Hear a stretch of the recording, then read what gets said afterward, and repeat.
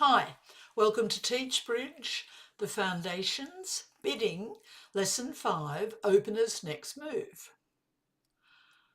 This lesson is about the rebid by opener. So the first round of the bidding is finished and the bidding comes back to opener to make their next bid. The easiest way to teach it is to say that opener here will be talking more about their points and divided into minimum, medium and maximum ranges, and also their shape. And that is 4 different shape possibilities: a single suited hand, a 2 suited hand, a balanced hand, and a hand which has a fit for responder's first suit.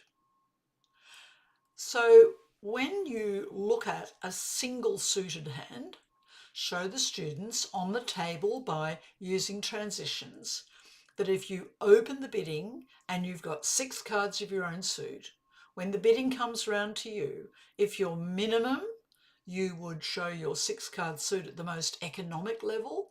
If you're medium, you would jump one in your single suited hand. And if you're maximum, enough for game, you would go to game. The harder examples are showing students about 2 suited hands, because the concept comes up that you might not have a fit for responder's suit and you're showing your second suit. And the main thing is not to complicate it too much. Just explain that opener shows a 5 card suit usually to begin with, and then when they bid a second suit, it's because they want to find a fit in the second suit. Don't get too much into the detail of whether the responder keeps going or passes. Just focus on opener showing 2 suits. And that leads into the third shape, which is a balanced hand. When opener is not showing a single suit or 2 suits, it's often because they've got a balanced hand. And minimum range is opening one of a suit and rebidding no trumps at the most economic level. Medium range is opening one no trump. And maximum range is opening one of a suit and jumping in no trumps.